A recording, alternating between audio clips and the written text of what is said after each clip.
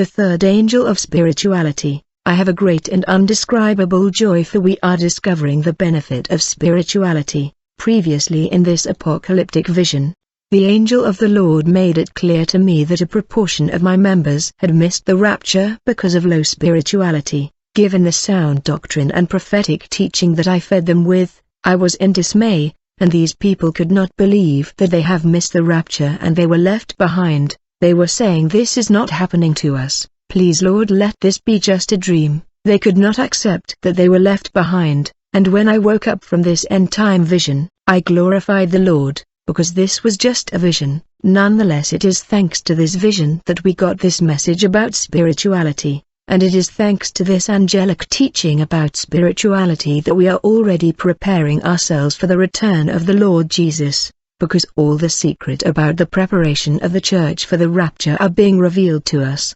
brother in the Lord. This issue of the rapture is a big deal. Therefore let read for you the review of the previous point that we had covered about the revelation of the first and second angel of spirituality. Basically, the first angel of spirituality expects God children to make themselves sacred by consecrating and dedicating themselves and setting themselves apart, so that they will develop spiritual function that would become marked. The second angel of spirituality expects God children to develop the strength that will enable them to bear the temptation, that so that they would become superior to the tempter. Temptation is suffering and the body must endure temptation. Now I will talk about the message of the third angel of spirituality. I know that the world is impatient. I am also impatient to dispensate the revelation. When the third angel began to speak, I remember many things. The angel of spirituality are waiting for God children to develop spiritual faculty, and it's all about availability. I will begin now the message of the angel of the Lord.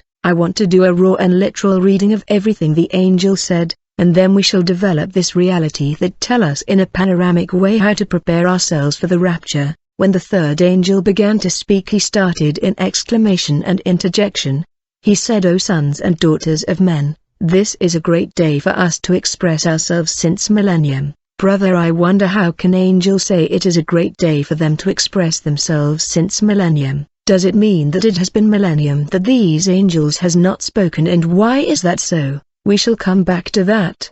The angel of the Lord said, "We have waited so much for this moment where our task is supposed to begin." When the angel spoke that way, I wonder, what is that work? And has that work not yet started all these centuries? The angel of the Lord said, "We angels are servant created for service. However, the instrument of our service does not allow us to operate and serve." The word of the angels was so strong and my being is shaking. The angels said they were made in order to serve God, but the children of God who are their instrument of service do not allow them to operate. I came to understand that the service of angels to the Lord is narrowly bound to God children. They work with us and in us. This is their operation, and this is an issue of operation. The angel of the Lord said spirituality is when God children rise in dimension. People talk about dimension, but what is dimension? In the world they are thesis, philosophy, and they are general spirituality that talk about dimension. However, the angel of the Lord said, God children rise in dimension when their faculty move from human and ordinary usage to spiritual usage, for the purpose of the edification of the church. When your faculty is no longer for ordinary and human use, they are no longer yours, they become of spiritual usage. This is when human faculty become spiritual instruments serving for edification of the church, and that where your spirituality begin, and you are in a new dimension. It is in this scenario that men's natural function becomes supernatural beyond ordinary nature, for the nature is dead through mortification. The human nature is also dead through charisma. Brother, I remember how the first angel defined the word charisma. According to the angel of the Lord, charisma is when God children are tempted, when they have desire and when they have need, but they are able to restrain themselves. It is when God children restrict themselves. Charisma is when God people are able to abstain themselves from things they used to do. The angel of the Lord said that charisma is a lifestyle of abstinence, restraint and separation, the practice of restraining oneself from indulging in something one was attached to. Typically alcohol, smoking or sex. Charisma is self-denial. God children still have inclination and indulging, but it is when they refrain and deny themselves from indulging in the demand of the flesh that they become charismatic. You are charismatic when you overcome the demand and impulse of the flesh, as a result of consecration, devoutment and devotion. Abstinence was the first angel definition of charisma. The third angel said mortification means offering oneself in sacrifice, and mortification kill the nature. Likewise charisma also kill the nature, and that's where spirituality begin. As a result, God children function and faculty benefit from this lifestyle. Many of God children used to indulge themselves in smoking, drinking and sex. They had addiction before. However, when you come to Christ, deprivation and self-denial must prevail, and we deprive ourselves from the desire and inclination of the flesh. This simply means we suffer in the body. As a consequence, our function and faculty reach a new dimension. This happens when our bodies suffer in self-sacrifice, self-denial and abstinence. Brother, it is better to suffer in the flesh in order to get our function to reach a new dimension by leaving ordinary usage to spiritual usage. We got to choose between our desire and our function, which is a new dimension. We either get the body suffer through abstinence and consecration to reach a new dimension and become sacred, or we indulge ourselves in the addiction and desire of the flesh and we remain carnal and ordinary. The Lord wants our function to become spiritual for the edification of the church. The Lord wants us to reach a new dimension through the mortification of the flesh and abstinence, so that He can use our function. The function of God children must leave ordinary usage to spiritual usage for the edification of the church. Spiritual man is the man who edify God children. And in order to be able to edify God children, you got to reach a new dimension by sharpening your function through mortification of the flesh, which is suffering, and charisma, which is abstinence and refrain. For the mortification and the charisma kill the nature, and when the nature is dead, the spiritual sense take over.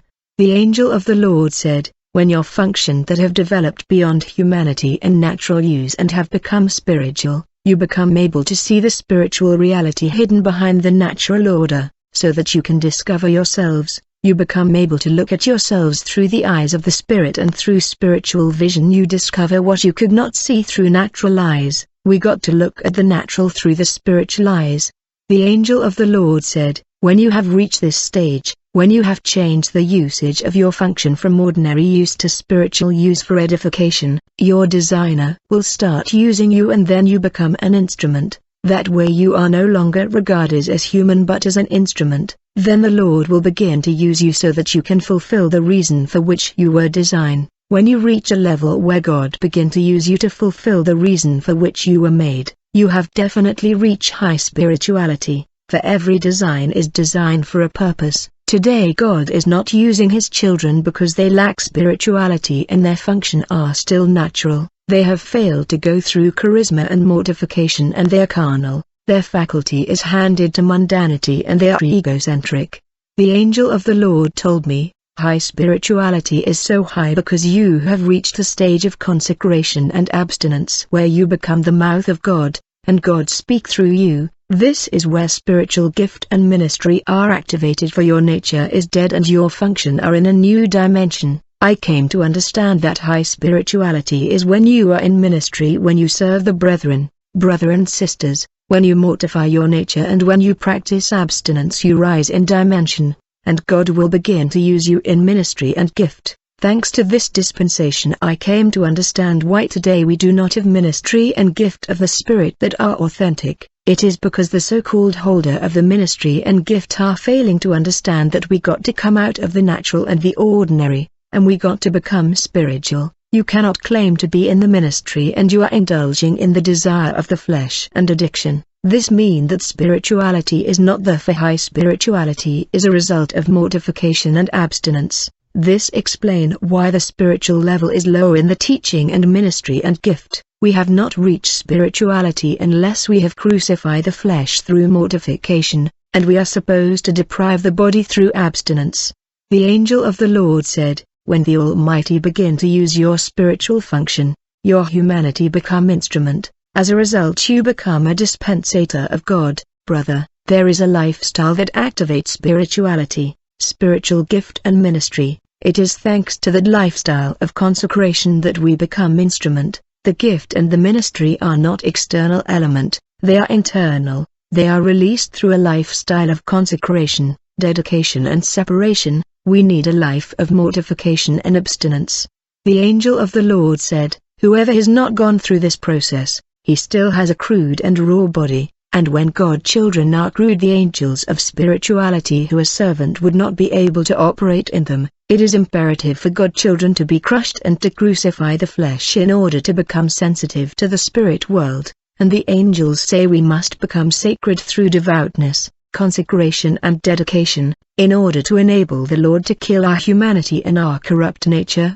The angel of the Lord made it clear, it is imperative to note that when he come to Christ we are crude and raw, thus our body must be mortified and crucified, otherwise we are not spiritual and we are not rising in the sound of the trumpet. This process of crucifixion of the flesh is painful. I mean we must endure suffering in the body, so that this raw and crude body of ours will be put to death, for the Lord will not use those who are crude and raw, only those who are crushed in the pain of mortification and abstinence. When we are crude and raw our spiritual function are obsolete and dormant, and we are not yet instrument. We are human. Humanity must die in us so that our function can be used by the Lord. That way we become instrument, for we are crucified. Let us ponder about the word of the angel of the Lord, for he said they have waited for millennium to talk about these things. When we look at the Old Covenant we see the high priest offering animal to the Lord instead of offering themselves, and a whole generation was lost in that practice.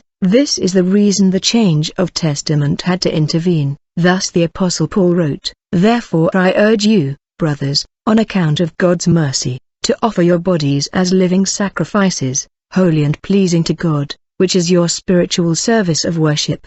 Do not be conformed to this world, but be transformed by the renewing of your mind. Then you will be able to test and approve what is the good, pleasing, and perfect will of God."